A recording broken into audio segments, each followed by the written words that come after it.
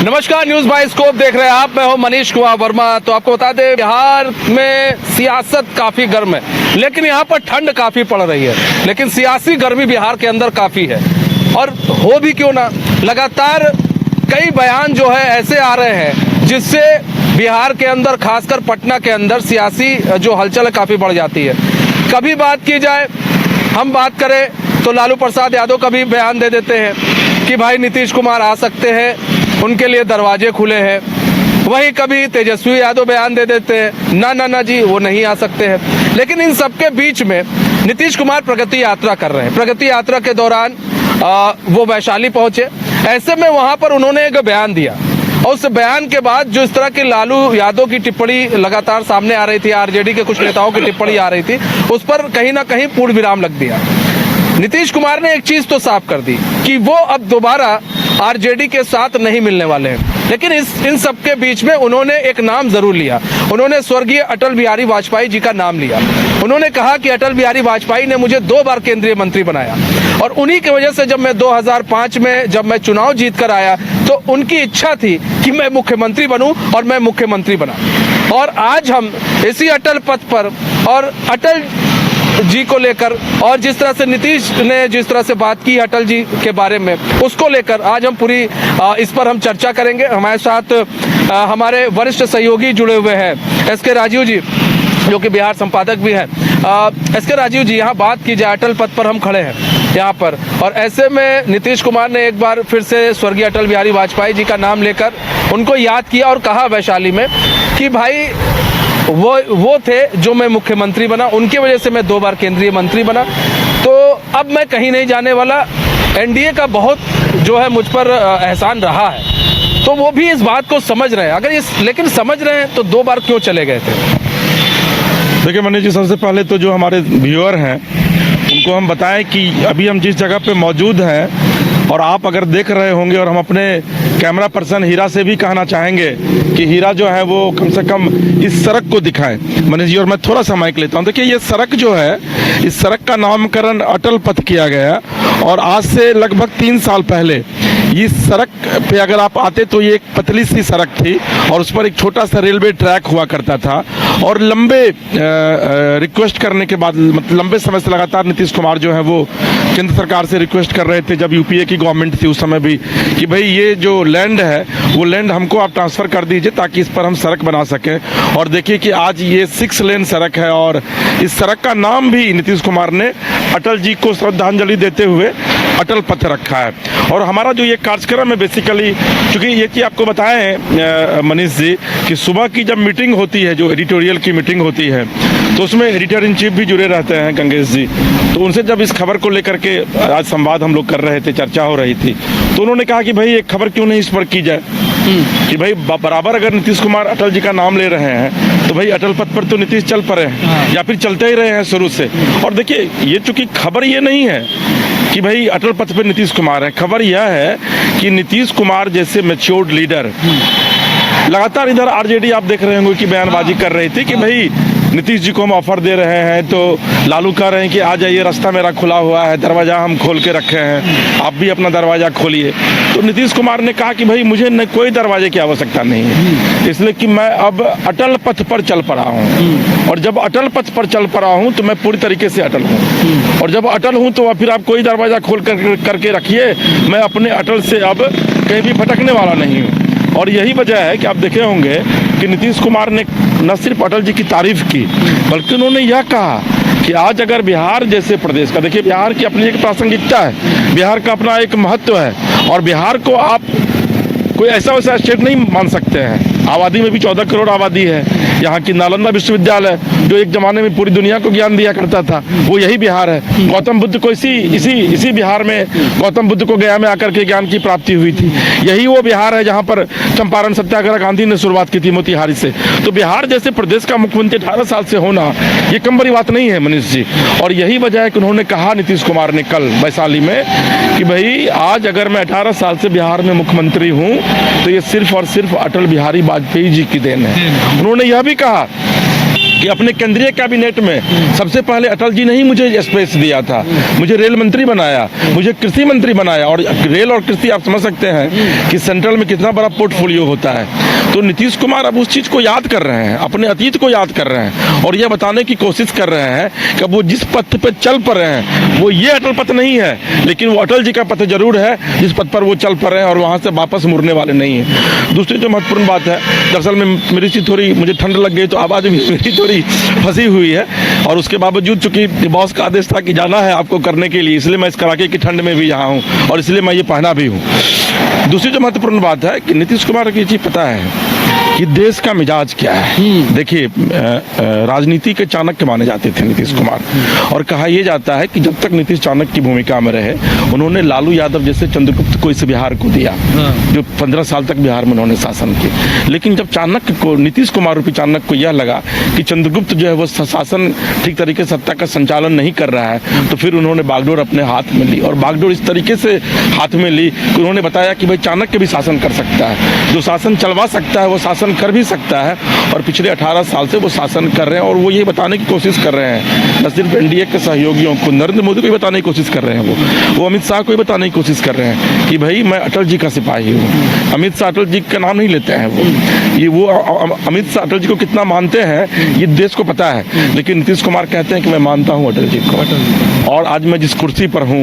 देखिए मनीष जी, कुर्सी कोई भी हो, आप आज एंकर हैं, मैं यहाँ संपादक हूँ, कुर्सी की एक बड़ी भूमिका होती है, सम्मान हमेशा कुर्सी का होता है, व्यक्ति का नहीं होता है। तो नीतीश जी ये चीज़ बताना चाह रहे हैं एनडीए के लोगों को भी कि ये कुर्सी जो बिहार की दी हुई है ये अटल जी की दी हुई है और ये अगर आप मुझसे छीनना भी चाहेंगे तो आप छीन नहीं सकते हैं। देखिए, एक तीर से कई निशाना साधे हैं वो। एक तो अमित शाह ने जो कहा था कि भाई जब चुनाव होगा उसके बाद तय करेंगे, ये आला नेतृत्व तय करेगा, आला कमान।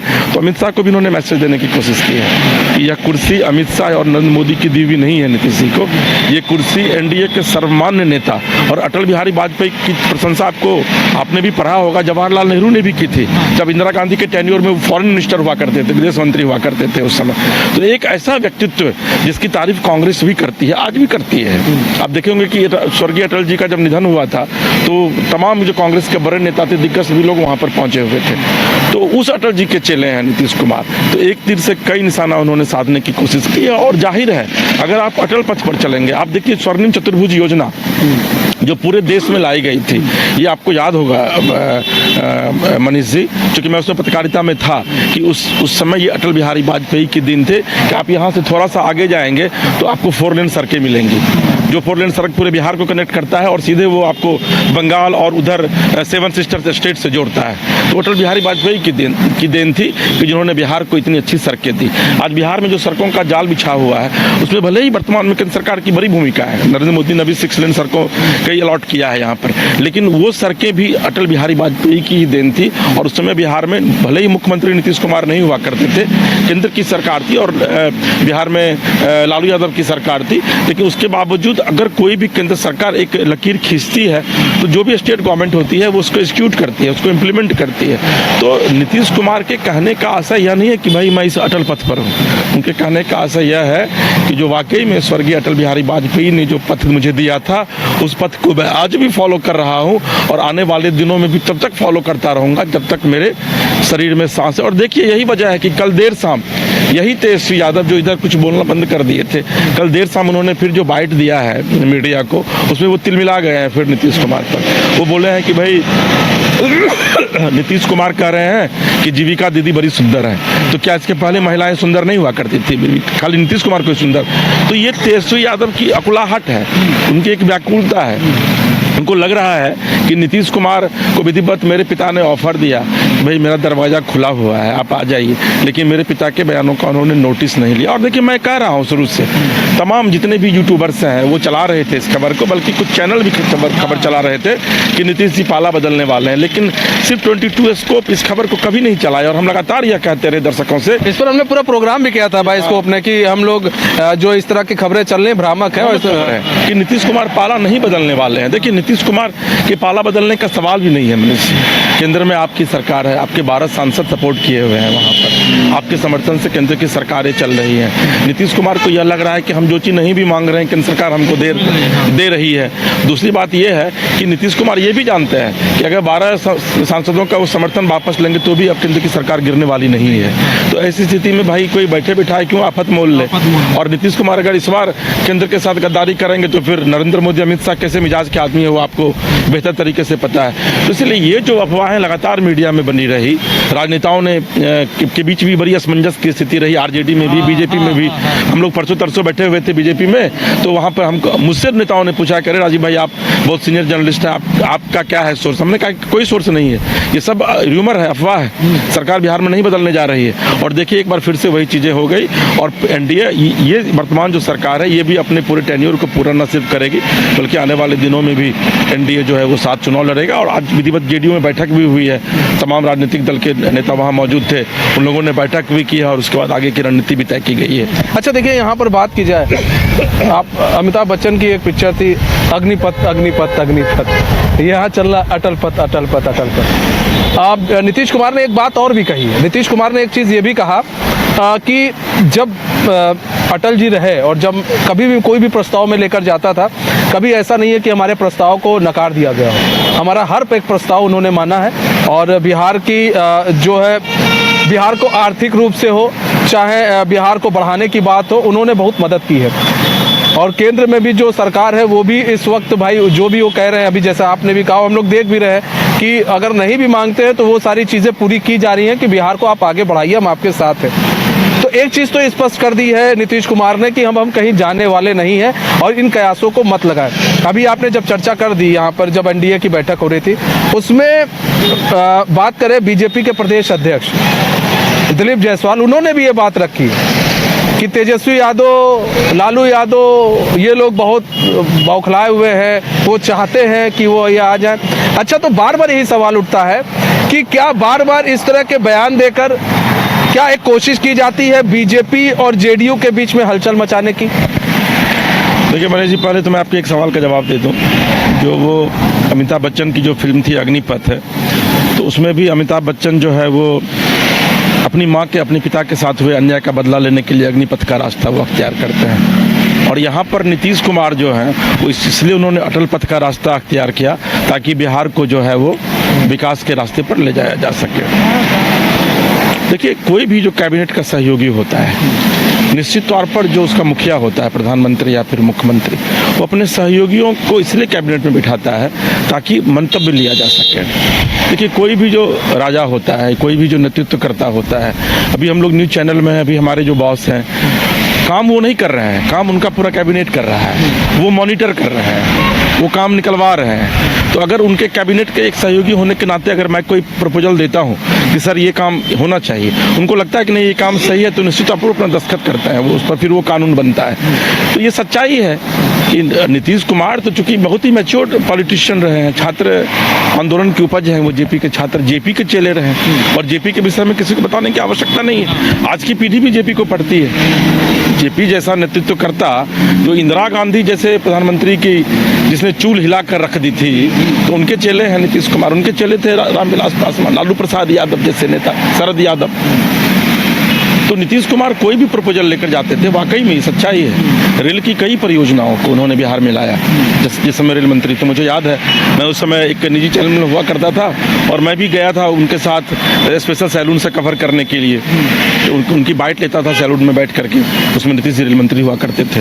तो उनकी योजनाओं को वाकई में कंसर्न दी जाती थी। और रही बात की एनडीए की बैठक की, तो देखिए निश्चित तौर पर आज जो जेडीयू में बैठक हुई है उसमें तमाम party, BJP, JDU, Jitan Ram Manjhi की पार्टी, हम, एलजेपी, आर और उपेंद्र कुशवाहा की पार्टी, तमाम पार्टी के प्रदेश अध्यक्ष वहाँ मौजूद थे।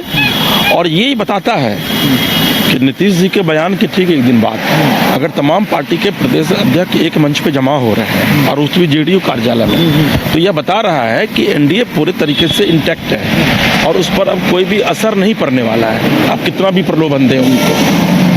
एक और जो महत्वपूर्ण बात है मनीष जी, कि जो हमारे सोर्सेज बता रहे थे, और मैंने चर्चा भी किया था आपसे कि इस बीच में जो थोड़ी सी जो एक मनमुटाव दिखाया जा रहा था मीडिया के द्वारा कि मनमुटाव है, उसके पीछे की एक वजह ये बताई जा रही है कि संभवतः सीट शेयरिंग को लेकर के नीतीश जी थोड़े से नाखुश चल रहे हैं, क्योंकि अभी उनके पास 40-42 मात्र विधायक हैं, बीजेपी के पास 83-84 विधायक हैं, तो बीजेपी ज़्यादा सीट मांग रही है और नीतीश जी को कम सीट दे रही है। लेकिन मुझे लगता नहीं कि ये बहुत बड़ा मामला है, क्योंकि ये चीज़ पता है बीजेपी को भी कि अगर बिहार में वो नीतीश कुमार को मैनेज करेंगे तो निश्चित तौर पर आने वाले दिनों में एनडीए यानी कि बीजेपी बिहार में लड़खड़ाएगी। और कोई भी व्यक्ति, और नीतीश कुमार के विषय में लोगों को पता है कि अब नीतीश कुमार शारीरिक रूप से उतने स्वस्थ नहीं है जितना वो पहले हुआ करते थे, और उनका बॉडी लैंग्वेज से भी आपको पता चलता होगा ये चीज़। तो नीतीश कुमार अगर जीतेंगे भी, एनडीए जीतती भी है, तो मुझे नहीं लगता है कि नीतीश कुमार बहुत लंबे समय तक बिहार के मुख्यमंत्री रहेंगे,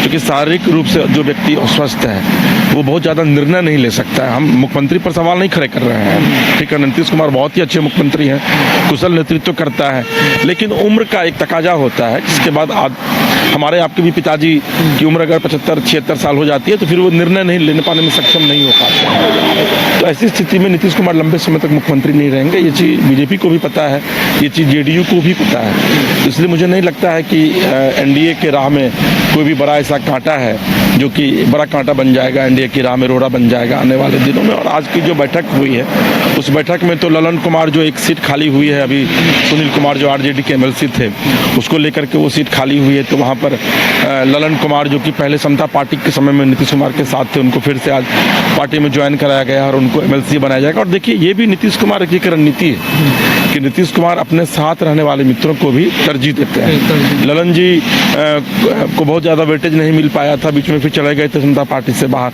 तो उनको फिर से लाया गया है ताकि उनको जीवन के आखिरी पड़ाव में, चूँकि उन्हीं की उम्र के हैं वो भी, कम से कम एक राजपद एमएलसी का जो है वो दे दिया जाए। तो यही उनकी बखूबी है, यही उनकी खासियत है। इन सब के बीच में देखिए आज जो मीटिंग हुई उसमें ये भी हुआ कि अब एनडीए जो है अब जो है निकलेगी, सड़कों पर निकलेगी, साथ में निकलेगी। अब एनडीए जो है जो भी चीज़ें, ये हम लोग काफ़ी दिन से हम लोग ये खबर सबसे पहले हम ही लोग ने शायद इसको ब्रेक भी की थी कि एनडीए जो है अब एक छत के नीचे काम करेगी। इससे पहले शायद कोई खबर नहीं दिया था, हमारे चैनल ने सबसे पहले खबर दी थी। तो कहीं ना कहीं अब एक छत के नीचे काम करेगी, अब ये लोग एक साथ में निकलेंगे। आपको नहीं लग रहा है कि एनडीए जो है, एनडीए ने अपनी रणनीति अब तय कर ली है कि बिहार के अंदर अगर हम चाहते हैं कि सही शॉर्ट सीट आ जाए और हम अच्छे यहाँ पर माइलेज हम लोग पा जाएं, तो हमें पहले से ही काम करना पड़ेगा, वरना अभी देखिए कई सीटों का बंटवारा नहीं हुआ है, अभी ज़्यादा बातें नहीं हुई हैं, लेकिन एनडीए के लोग साथ में निकलेंगे। वहीं अगर हम इंडिया अलायंस की बात करें तो इंडिया अलायंस में अभी दूर दूर तक चर्चा नहीं है इन सब चीज़ों को लेकर। वो लोग तो अभी आरोप प्रत्यारोप लगा रहे हैं, कहीं प्रशांत किशोर को लेकर आरोप हो रहा है, कभी कांग्रेस को लेकर आरोप हो जाता है। आप देखिए यहाँ पर तो कहीं ना कहीं ये सब चीज़ें जो है, आपको नहीं लग रहा है कि अब जो है इंडिया अलायंस थोड़ी पिछड़ती जा रही है और माइलेज लेने की कोशिश जो एनडीए कर रहा है? देखिए मनीष जी, इंडिया गठबंधन पिछड़ रही है ये कहना भी थोड़ा प्री मैच्योर्ड होगा, क्योंकि अभी चुनाव में 10 महीने का वक्त बचा है और 10 महीने काफ़ी होते हैं। लेकिन एक बड़ी अच्छी कहावत है कि जो लोग कहता है कि लेबर खूब कीजिए, परिश्रम खूब कीजिए, सफलता मिलेगी। लेकिन एक चीज़ जान लीजिए, जो आज का जो माहौल है, जो आज का परिवेश है, उसमें अगर लेबर करने से सफलता मिलती है, या फिर शुरू से भी जो एक मजदूर है इस कड़ाके की ठंड में भी, देखिए सामने अपार्टमेंट बन रहा है उसमें भी काम कर रहे हैं अभी भी, तो वो सबसे बड़ा आदमी रहता है। तो ये नहीं है कि आप लेबर कीजिए, बल्कि स्मार्ट लेबर कीजिए। काम आपको करना है लेकिन स्मार्ट तरीके से करना है। और ये चीज़ राजनीति में बीजेपी ने कम से कम जरूर बताने की कोशिश की। 2014 के दौर को आप याद कीजिए कि पहली बार सोशल मीडिया क्या होता है, ये नरेंद्र मोदी ने और उनकी आईटी टीम ने, यही प्रशांत किशोर जो आज अभी एडमिट है, मैं जानता हूँ बेचारे, यही प्रशांत किशोर ने बताने की कोशिश की थी कि भाई लेबर मत कीजिए, स्मार्ट वर्क कीजिए, वर्क मत कीजिए, स्मार्ट वर्क कीजिए। तो आप बताइए कि उसी स्मार्ट वर्क की बदौलत आज प्रधानमंत्री मोदी पिछले 10-11 साल से प्रधानमंत्री बने हुए हैं। तो एनडीए की ये कोशिश है कि हम वर्क तो करें लेकिन स्मार्ट वर्क करें। तो स्मार्ट वर्क का ये बड़ा नतीजा है कि आप अगर एक मंच पे तमाम लोग बैठ रहे हैं और एक मंच पे आप तमाम लोग जनता के सामने भी बैठेंगे, क्योंकि जो रणनीति तय की गई है उसमें आगामी 15 तारीख से, यानी खरमास खत्म होने के बाद 15 तारीख से एनडीए के तमाम सहयोगी दल जो हैं वो एक मंच पर आपको नजर आएंगे, तो पब्लिकली अब इसका इम्पैक्ट पड़ेगा। कल तक जो एक जेडीयू के अध्यक्ष जाते थे उमेश कुशवाहा, उनको लोग सुनने आते थे, हो सकता है बीजेपी वाले नहीं जाते हैं, हो सकता है उपेंद्र कुशवाहा की पार्टी के लोग नहीं जाते, एलजेपीआर तो एकदम नहीं जाती होगी। अब कम से कम क्या होगा कि एक ही मंच पे आपको उमेश कुशवाहा, दिलीप जायसवाल, राजू तिवारी और उपेंद्र कुशवाहा की पार्टी का क्या नाम अध्यक्ष का नहीं याद है मुझे, ये तमाम लोग जब एक मंच पे होंगे तो एक कास्ट इक्वेशन बनेगा, एक जातीय समीकरण बनेगा। देखिए उमेश कुशवाहा कोयरी समुदाय से आते हैं, दिलीप जायसवाल बनिया है, उपेंद्र कुशवाहा की पार्टी से जो है वो कुर्मी समुदाय के रहने वाले लोग हैं, मांझी के जो हैं वो मुसहर यानी कि मांझी हैं वो, और एक और एलजेपीआर के जो है राजू तिवारी, वो पासवान, मतलब वो ब्राह्मण है लेकिन पासवान।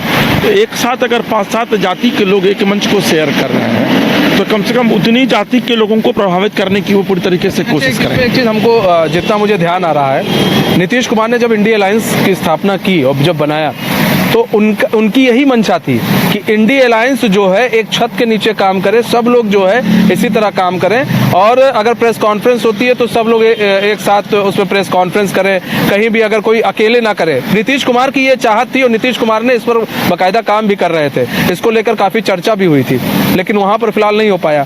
क्या मतलब यहाँ पर बातचीत हुई होगी और शायद नीतीश कुमार ने ये प्रपोजल रखा हो, और ये काफ़ी अच्छा प्रपोजल भी है। इससे ये भी नहीं होगा, क्लेश नहीं होगा कि आप कोई अनर्गल बयान दे रहे हैं, आप कुछ अलग कह रहे हैं, हम कुछ अलग कह रहे हैं। ये रहेगा जो भी बयान देंगे साथ में देंगे और जो होगा एक साथ होगा यहाँ पर।